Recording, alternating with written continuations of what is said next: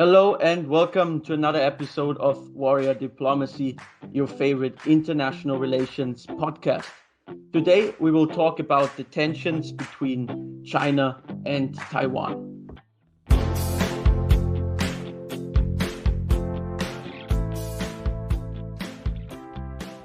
And to many in the West, this may seem like a conflict far away and irrelevant. But the two countries can impact everyone's life. COVID gave us a little taste of that. China went into a long lockdown and prices skyrocketed globally. China also plays an important role in the war against Ukraine, which further impacts the inflation we've been experiencing in the past months and years. And Taiwan is the most important actor when it comes to semiconductors, producing more than half of the world's demand.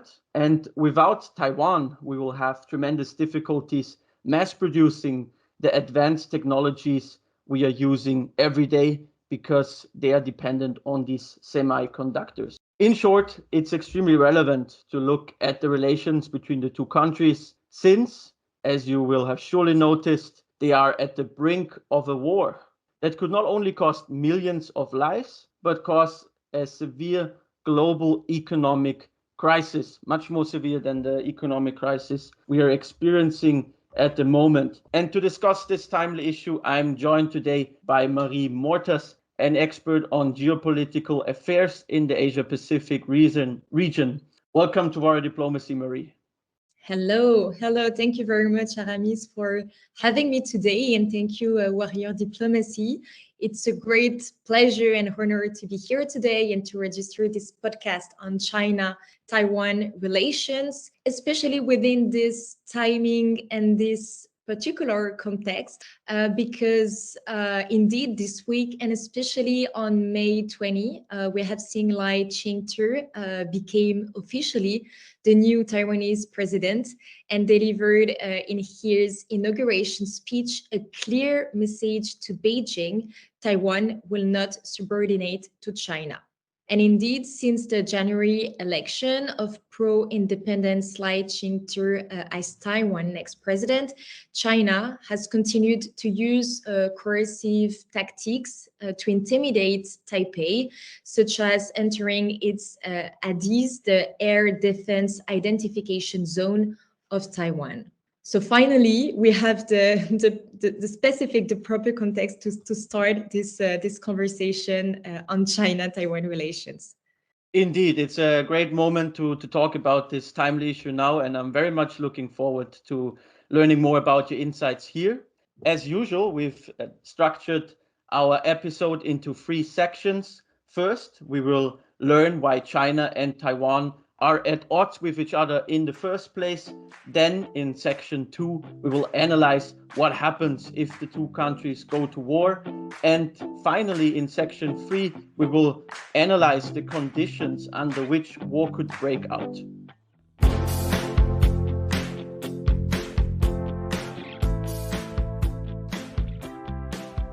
So to understand geopolitical conflicts, it's crucial to talk about history. Hence, Marie, my first question for you: why does Taiwan as an independent entity exist, and why is China against this? So just to start this conversation with a bit of context, so Taiwan is a state of 20 million of inhabitants located in an island 160 kilometers from the coast of mainland China, which makes this situation different from Russia-Ukraine war, for example. So that being said, at the heart of the strained cross-strait relations lies a fundamental disagreement between the citizens of Taiwan and the Republic of China, which is Taiwan, and the People's Republic of China, which is China, and the Chinese Communist Party. So that this difference is based on history, because indeed, since 1949, Taiwan is a de facto separated state from mainland China, with Chiang Kai-shek martial law establishing a government in Taiwan and proclaiming the Republic of China. So we know that Taiwan has its own government, laws, and institution, and Taiwan is autonomous since the end of the China Civil War. However, this goes against Xi Jinping's vision. So according to the Chinese Communist Party, today Taiwan is part of mainland China, and China considers Taiwan as one of its provinces. And the Chinese Communist Party claims political legitimacy, positioning the party as the sole entity capable of restoring China to its historical prominence and redressing the century of humiliation. And just to finish this first question with what Xi Jinping signaled during his speech in 2021 during the centenary of the Communist Party of China. So he signaled that the culmination of China's national rejuvenation will be the reincorporation of Taiwan and the reunification of one China. Yes. So, in short, how do you call Taiwan today? Because most countries in the world do not recognize Taiwan as a country. So what is it? Yeah, true. I think there is a vagueness here. I will say that Taiwan is a democracy with its own government, institutions, laws, and army, but also a specific civil society different from mainland China with its democratic values. But the issue here is that Taiwan is not recognized by the majority of the countries at the United Nations. And what we have seen in January 2024, during the Taiwanese elections, is that before the elections, 30 diplomatic allies were recognizing Taiwan as the Republic of China. But after the presidential elections, we have observed China's influence on one small state, which is not anymore recognizing Taiwan as the Republic of China. So here there is Taiwan with all the characteristics of a country, but there is a vagueness over another country, China, which has the sentiment to rule Taiwan. There is this vagueness here. And also another vagueness is related to Taiwanese borders, which is a critical element to determine an independent country. I think many of our listeners will be curious why this issue is so important for China, because obviously they are risking a lot here. China is the second biggest economy in the world. It's a great military power, and it has trade relations with the rest of the world, and especially the West, which have been crucial for this success of China. 500 million people lifted out of poverty in recent decades. So why is China willing to sacrifice good relations with the West, and in other words, its economic prosperity for gaining the island of Taiwan and the other islands that are also recognized as being part of Taiwan? Yeah, you're right. Indeed, China will be diplomatically and economically isolated from key advanced economies. So it will be it's a significant challenge and decision for China in this context. But there are several significant reasons, I would say, for Beijing and especially for Xi Jinping to reunify Taiwan. So first, there is this long-standing territorial and national identity aspirations. The second reason is, I think, Xi Jinping's own personal ambition and the needs of legacy here, and the link with the history, with China's history. Another reason is to address perceived threats to its own security with the US. And for example, in 1979, the US Taiwan Relation Act that was a first step, I think, in the US-Taiwan relations, even if this act is not an official one and does not oblige the US to react if there is a military action against Taiwan. But I think this perception regarding China's security with US is one of the reasons. And another reason is is that we do not have to consider only the economic reasons here, but also the values and the aim for Xi Jinping to defend the Chinese model. We have to bear in mind that Xi Jinping's ambitions to regain its centrality in their international systems and over global governance institutions is to balance the actual Western rules-based order. So I think we have to consider broader reasons here.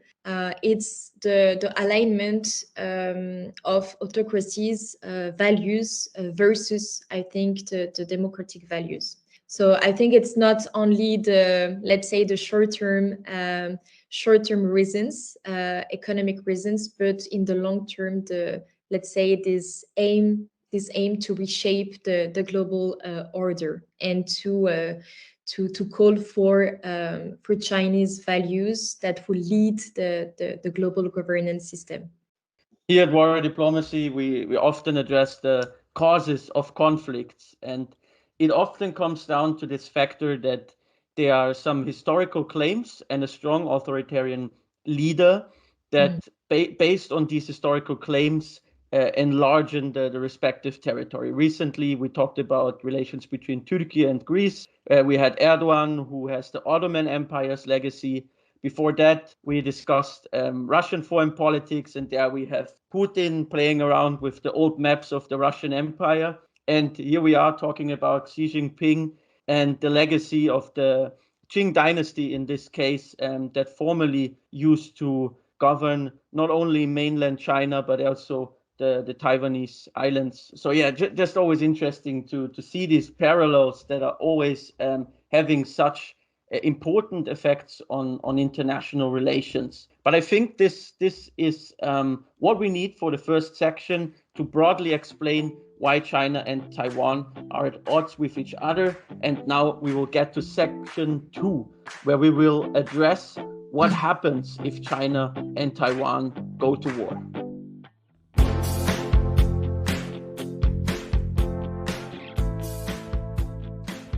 In this section, we will explain what happens if China and Taiwan go to war with each other. And to simplify things, Marie, let's assume that China successfully takes control over the Taiwanese territory. What are the immediate economic effects people would experience across the world, especially in the West? First, it's important to mention that the two most important determinants of the war's impact will be the degree to which Taiwan resists and whether the US is engaged militarily. So as we can observe today with the Russia-Ukraine war, these are two important determinants. For your question, so I believe at first China's intention will not be clear regarding the scope and scale of a possible attack. So maybe as consequences, multinational companies operating in China, Taiwan, or in Asia Pacific will adopt a wait-and-see approach to not feel directly the impact and the consequences. But that being said, I think it will have impact on the global economy, but the cost will be especially high for China.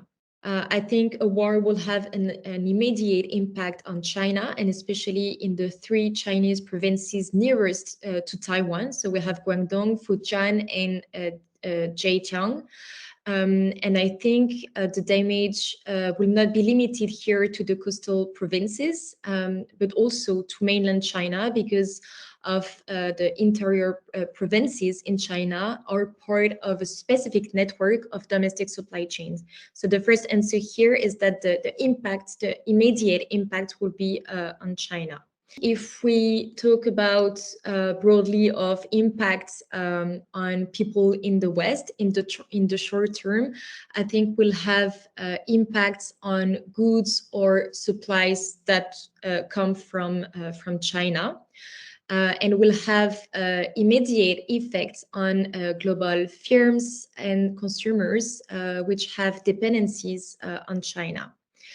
We have also here to take into account and to consider the sanctions that will come from the EU, but also the G7 countries, and the counter sanctions from China, and to take also into account the cyber attacks and the implications for the global supply chains, as we have seen during COVID-19, with important impact on goods and supplies from China.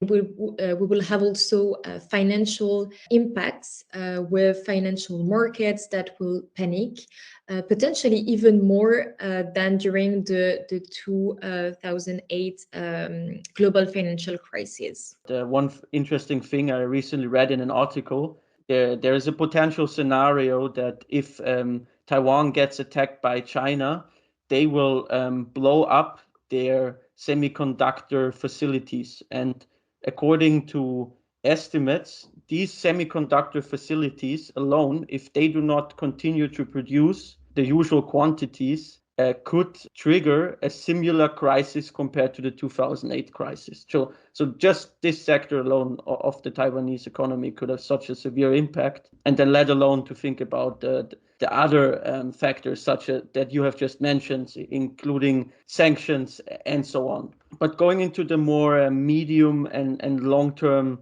effects, what would you see here? Do you think the West and China, they would decouple and stop trading with each other? For that one, I think it's more complicated because we have really interconnected economies.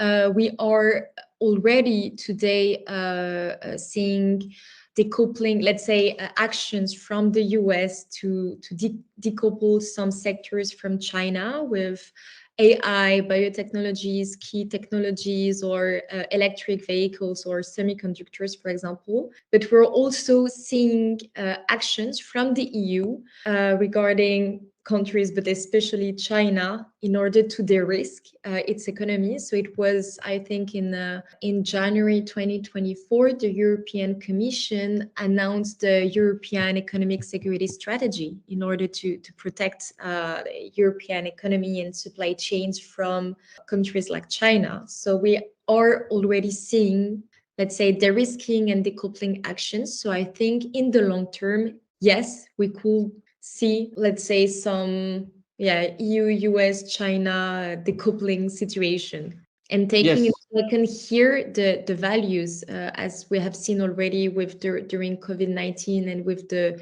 Uyghur, with impacts on European companies operating in China. So I think it is important also to take into account this idea of values decoupling here. One more additional aspect to mention here, every decoupling comes with a significant economic cost, of course, because if you suddenly have to manufacture or acquire the resources that you previously got from China domestically, then this is much more expensive, of course, because here in the West, we have completely different labor standards and environmental standards. And for example, when it comes to critical minerals, China has a huge dominance over global markets, and some of the mines for certain critical minerals, they just don't exist in the West so far. So to re-establish those supply chains, I'm not saying it's impossible, but it would take a longer period of time, and the leaders would have to consider how much economic damage would we want to take, and how strong would we like to react to China. And I think it's fair to say, correct me if I'm wrong, that this would be much more challenging compared to decoupling from Russia, because for Russia it was mainly natural gas. Also in the agricultural sector you had some, and in the nuclear energy sector you had some sanctions that were not activated, but it wasn't that difficult. But for China it would be a different story, right? Yeah, definitely. For China, it will be a different story because the economies and supply chains and everything is interdependent and connected, and also because China is also dependent on Western countries, on the EU and the US to export its domestic production, and we are also dependent on China to import some products, raw materials, and other elements. So I think there is here a clear dependency that is complicated to tackle. And I think the first answer from the EU and the US here are these decoupling or de-risking actions that are already on the table. Mm-hmm. And now let's go from the economic sphere to the geopolitical military sphere. What would happen geopolitically if China did such a bold move like invading Taiwan? How would the countries surrounding China react to this? I will see here more an alignment between democracies or Western allies, and an alignment. We used to call this axis of Rogue, an alignment more on the autocratic countries.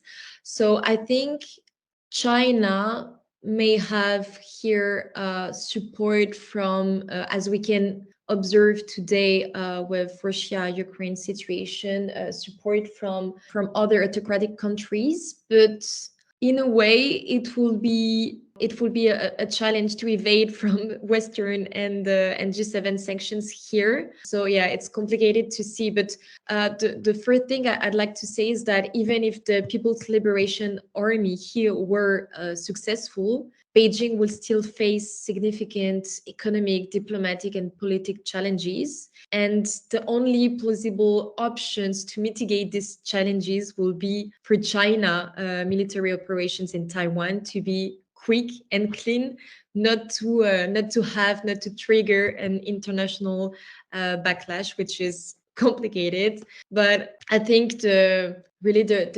reactions, for the implications and the impact on China here will be on its economy and diplomatic relations. And I think it will deteriorate even China's diplomatic relations with other countries. And I think China's periphery will become increasingly hostile. So even in terms of reputation for China, the situation will be complicated, and for the Chinese Communist Party. And even if we talk about the semiconductors and technology here, so if China were to invade Taiwan, the TSMC, the Taiwan Semiconductor Manufacturing Corp, will be severely damaged and unable to resume production of microchips. So we'll have here a lot of consequences for China that can, in the midterm to long term, have impacts on its relations to other countries that were initially supportive. So, or it can deteriorate even China's diplomatic relations with other countries, or it can be the way to for these countries to align and to push for new values and new let's say, rules-based order versus the Western values. I feel like that the scenario you just mentioned seems quite likely to me, because if we look at this from a regional perspective, then we have the US trying to rally more and more countries to join them in their pursuit of containing China as a regional player. We see this in the South China Sea, for example. We have the AUKUS agreement.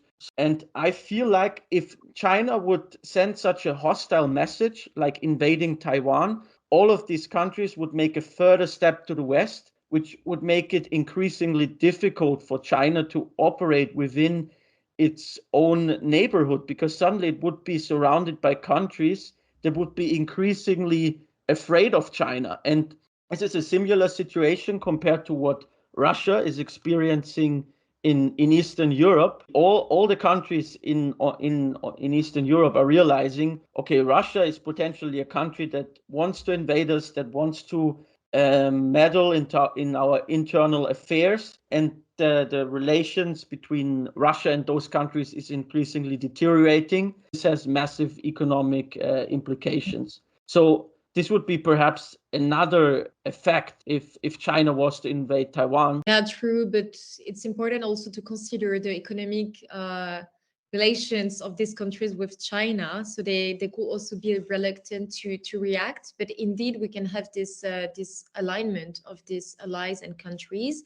So I think, yes, indeed, the US will impose first some economic sanctions or broader sanctions to China in any scenario, I believe. But maybe major US allies will not engage militarily, but would likely support the US efforts to punish China and to impose sanctions to China. So we'll see, I'm sure, an alignment there. But it is important here to take into consideration the outcomes of the US elections in November 2024. So it's uncertain here, and especially if we have in mind the first day of Trump election as the president of the US, when he decided to reject the IPEF, the Indo-Pacific Economic Framework, which gather allies in Asia Pacific. So I think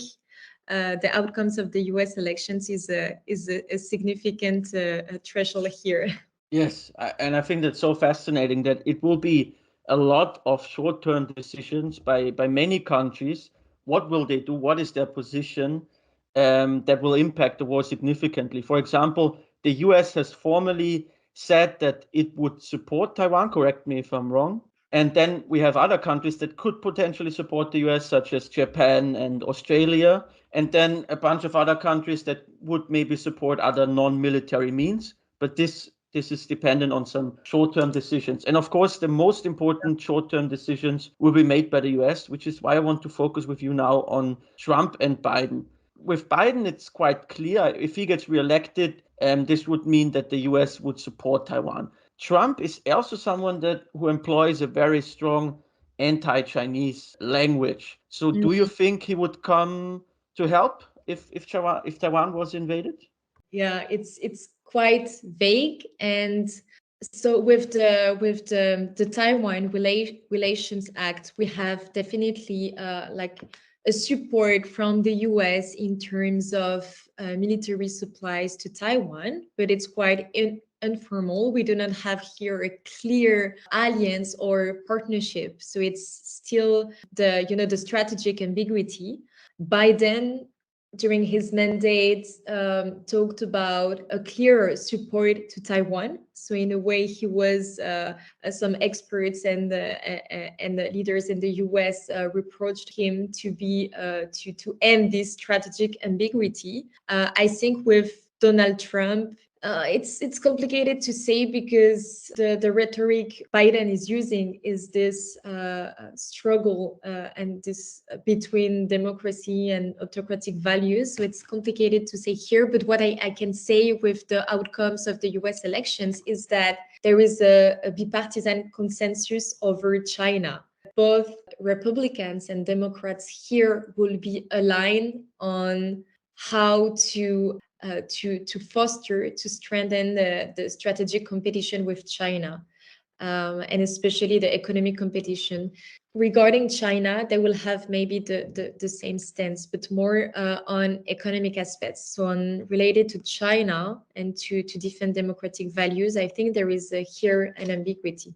I think one potential answer to this was given by Vivek Ramaswamy, who is rumored to be the US's next vice president if Trump gets elected. And he said that the US would support Taiwan under the condition that it is within its close interests. And he said what is the most important thing here are the semiconductor capacities. So if the US would have this massive economic impact of the invasion, because it's not able to replace the capacities of Taiwan, and it would cause a massive economic crisis, then he says the US should intervene, because it would cost them so much and it would cost them more compared to not intervening. But if the US, and this will take a couple of years from now on, will ramp up its production of semiconductors and will be independent of Taiwan, and there will be no pressing economic interests,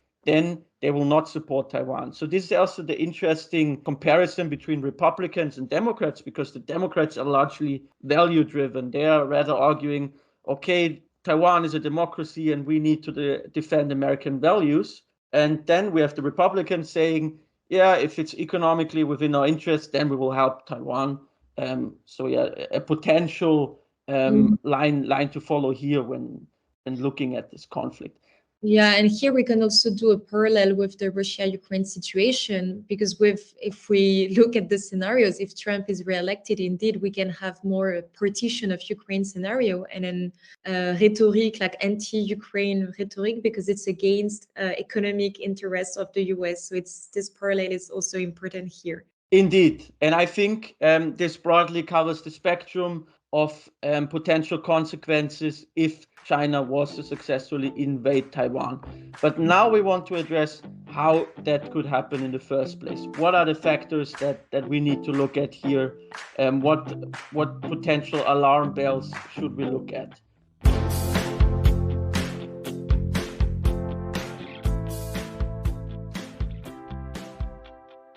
So Marie, you already teased it in the introduction of our episode. Currently, China is conducting military drills to test its ability to, and I quote the Chinese military here, seize power in Taiwan. Taiwan just swore in its new president, Lai Ching-Te, and Beijing has denounced Lai as a dangerous separatist. And the drills we are currently experiencing can be understood as a direct response to his inauguration, as a direct response to the pro-independence words that Marie quoted at the beginning of our episode. And these drills involve encircling Taiwan outside its territorial waters. China has done similar drills before, and we can say that while this is a serious sign of escalation, it will not lead to any war immediately. At least these are the science experts are reading at the moment. But it shows how serious China is about this, and that China is reacting as soon as Taiwan is starting to increase its momentum towards more independence and being more confident about its status. So Marie, do you think China is ready to go to war in coming months? Or do you think that this is something that is dependent on certain factors? Or is it all just talking and China actually doesn't even have the capacity to invade Taiwan? Yeah, I consider China is not ready to go to war in the coming months and is not ready if someone crosses the red line. And I assume no state will cross the red line in the coming months, not even Taiwan, because of their interdependent economies and because all what we were talking about in the previous sections, and also because of China's domestic economic situation and challenges. If I believe China is not ready to invade in the coming months, I'm sure, and it is written in the China's Communist Party's objectives, that China, and particularly Xi Jinping, aims to take control by 2050 at the latest, if necessary by force. As we can read in President Xi Jinping's report at the, I think it was the 19th Communist Party Congress. Another point is that if I believe China and China's PLA, People's Liberation Army, is not ready in the coming months, China has increased its defense budget in 2024 with a 7.2% increase for this year, totaling $842 billion for military technologies, but also to modernize and restructure its People Liberation Army. Previously, we've talked a lot about what would happen if China successfully invaded Taiwan. But now I want to address, how could this actually look like? What are the scenarios under which China could take control over Taiwan? How would they try to do this? I think we have indeed different scenarios there. Taking into account we are today's, let's say, in a status quo scenario, and a situation where China tries to normalize coercive actions, with drills and new interactions in Taiwan's defense zone. So with this, let's say, baseline scenario, I think we can have different pessimistic scenarios. The first one being the occupation of of Taiwan's peripheric islands. That will be a first way to impose Chinese sovereignty over Taiwan's islands without triggering international reaction there. Another scenario would be a quarantine scenario with maybe impacts on Taiwanese citizens. With here, we can have entry-exit restrictions, or let's say a similar situation as the COVID-19. Another scenario can be a blockade scenario with maybe tariff controls on import, exports, but also a blockade of Taiwan's ports and airports here in order to control the Taiwan's trade and Taiwan activities with other countries. And the last scenario could be indeed an amphibic scenario, an amphibic invasion that will be here the worst case scenario, and that will trigger US reaction here and potentially reactions from the Asia Pacific countries with the alliance you were mentioning before, with Japan, Australia, New Zealand, and potentially India. And now let's get to the red lines that would trigger such an event. In international relations, red lines are absolutely crucial, of course. They tell counterparts what they can do and what they should not do. And usually countries try to draw red lines. And as soon as they are respective, they allow us to have a stable system. For example, Russia knows that if they attack a NATO country, they are crossing a red line, which would trigger a massive response by the West. So what are the red lines that both Taiwan and China are not crossing at the moment, where potential events could lead to a war if the red lines are not respected? I think the red lines for China that may trigger an invasion here are first a Taiwanese declaration of independence, and we have seen during the 2024 elections in Taiwan the coercive actions and tactics using even its influence in Taiwan through social networks and everything to interfere in the election. So I think here the first red line will be a declaration of Taiwan's independence.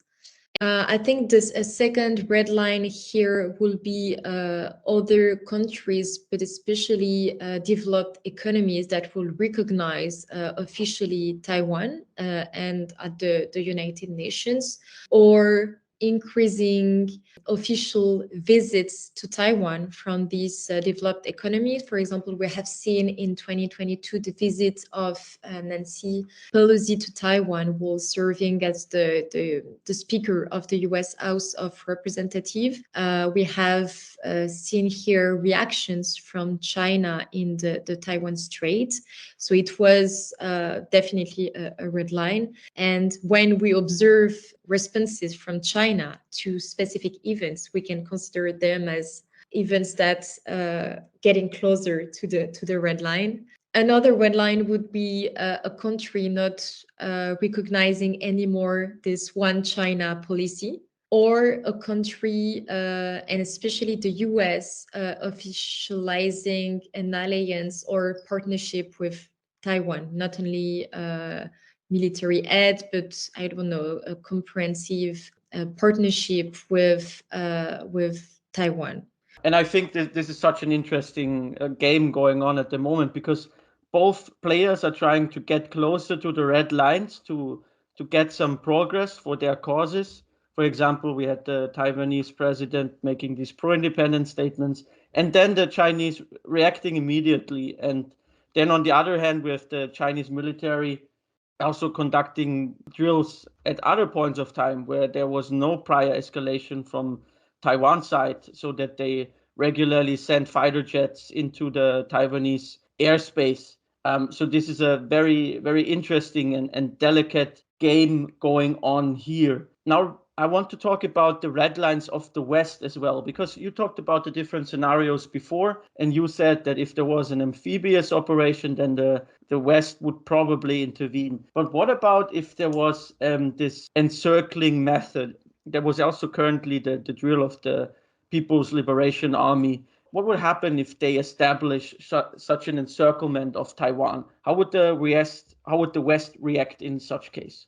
Yeah, that's a good question. Just a point regarding what you've just said is that it's important to consider a potential miscalculation and an accident here with the escalation through the to the red lines, and it can end with into an accident or a miscalculation that can trigger a military action. Regarding the reactions from the West, from the EU or G7 countries here, I think that they will not react at first with military wave, like being involved directly in militarily in the region for some countries, but for some other countries in the region with a presence in the Indo-Pacific, it could be different, especially with France having borders and territories there. So it will be interesting to see the reaction there, especially to protect its citizens in the Indo-Pacific. But I think the first reactions will be really, as we have seen with Russia's invasion of Ukraine, sanctions, economic sanctions on China, and a wait and see approach. So to summarize today's insights, we have a delicate balance of red lines that are consistently being challenged by both sides, which could lead to a very significant war that could have massive consequences, not only locally, but globally. And as we've discussed in the first section, because of these partly historical and cultural grievances between China and Taiwan. Marie, this has been a very insightful episode. Thank you for being with us today. And also thanks to our listeners for staying with us. Until the next time, take care, warriors. Thank you very much for this fruitful discussion. Thank you.